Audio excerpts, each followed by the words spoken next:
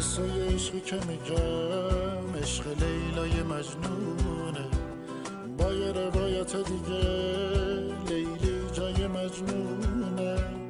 مجنون سر عقل اومده شده آقای این خونه، تعصبای دندگیش کرده لیلی رو دیوونه. اما لیلی بی مجنونش دق میکنه میمیره، با یخم کوچیکون دلش ماتم میگیره. میگه باید بسازه این مثل یه دستوره، همین یارا مونده واسش چون عاشق مجبوره. زوره عشق تو زوره، احساس همیشه کوره. هر جا خودخواهی باشه انصاف از اونجا دوره.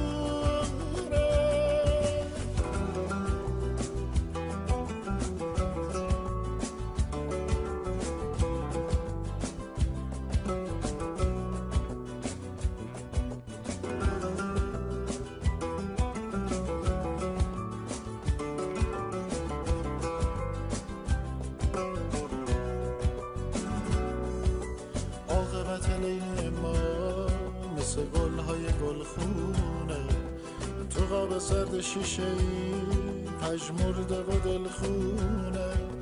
حکایت عشق اونا مثل برف زمستونه، اومدنش خیلی قشنگ آب کردنش آسونه. قلب تو خالی از عشق و بی نور سوت کوره، عاشق خوشی محرومته نگات سرده و مغروره.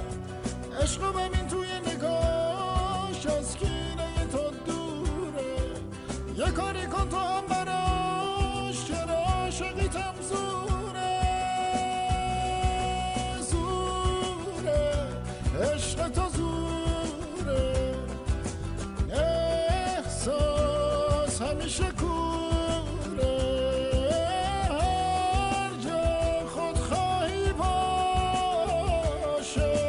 انصاف از اونجا دوره.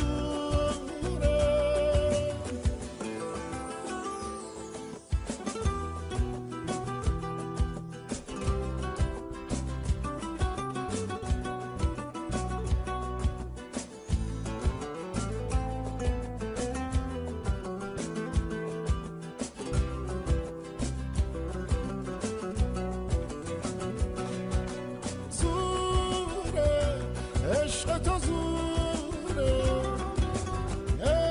احساس همیشه کوره.